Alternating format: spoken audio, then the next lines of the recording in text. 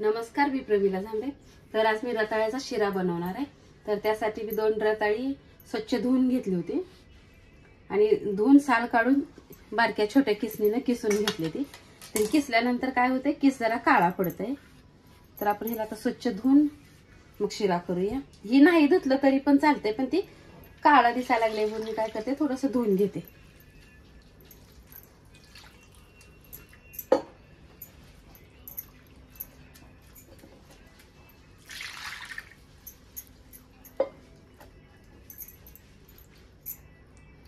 बटाट्याचा किस कसा धुतलं तर पांढरा शिपट दिसतंय, तसं रताळ्याचं दिसत नाही। रताळ्याचा किस काळा पडतंय, त्यामुळे पूर्ण पाणी निथळून घेणार आहे धुवून। बघा, किस धुतल्यानंतर छान दिसायला लागलंय आणि ह्यातलं काळं पाणी पण निघून गेलेलं आहे। थोडे काजू बदामचे तुकडे घेतलेत, 1 प्लेट गुळ घेतलाय आणि तूप घेतलंय। तोपर्यंत गॅसवर कढई ठेवली होती, कढई पण चांगली तापलेली आहे। तर मी ह्यात 1-2 चमचे तूप टाकून घेते अगोदर।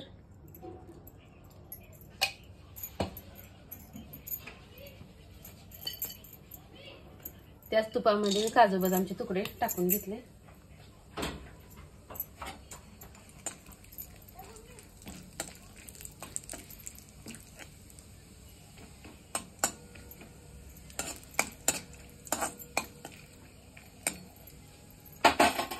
जी किस घेतलेला आहे रताळ्याचा तुम्ही टाकून घेतले।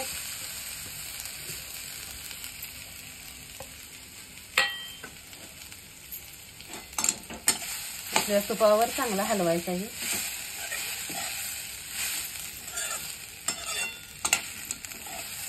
छोट्या किसणीने किसलं म्हणजे शिजायला आपल्याला पटकन शिजला जाते।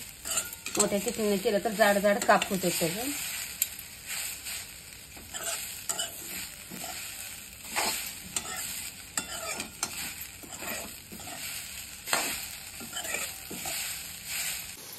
तर बघा, तुपावर मी हलवल्यानंतर किती छान असा रताळ्याच्या किसाचा कलर आलेला आहे बघा, पिवळसर तुम्ही बघू शकता। तर आता ह्यात मी 1 प्लेट गुळ घालते। त्याच्या निम्म्यानं गुळ घ्यायचा आपल्याला। आणि विलायची आणि जायफळ मी बारीक केले, ते पण टाकून घेते आणि नंतर एकजीव करूस तर आपण हलवून घेते ह्याला।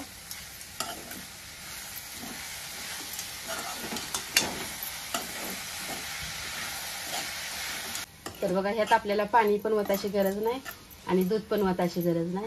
गुळाचंच पाणी होतंय गरमाईमुळं। आणि कुठं गुळाचं असं खडं हे असलं तर चांगलं हलवायचं आहे। गुळ अगोदर आपल्याला रताळ्या आहे तिला किसलेली पूर्ण हलवायची, ती गुळ पण वितळला जातंय।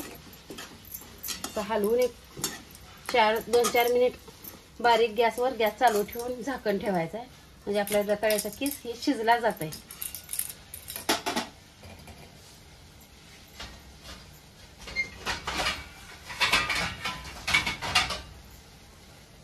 बारीक गॅस करून 2-4 मिनिट झाकून ठेवले। तर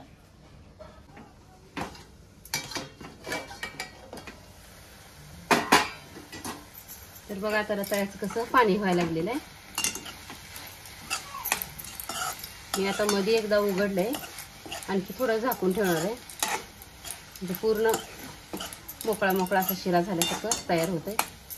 अजून थोडं पाणी पण आहे आणि थोडं एकदम बारीक किसल्यामुळे कच्चं तर राहणारच नाही। अजून 1-2 मिनिटासाठी झाकून ठेवते।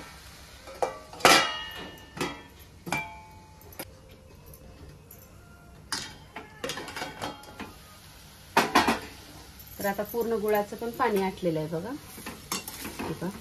छान असं रताळ शिजलेलं आहे, ह्याच्यामध्ये त्या तुपामध्ये शिजलेलं आहे। आपण काय सुद्धा वापरलेलं नाही। पूर्ण ही गुळाचं पाणी पण आटू दिलं ना, म्हणजे फ्रीज असलं नसलं तरी पण नासलं जात नाही, इटलं जात नाही, वास येत नाही, छान राहतंय।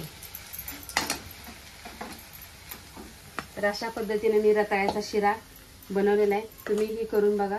माझा व्हिडिओ आवडला तर नक्कीच लाईक करा, सबस्क्राईब करा।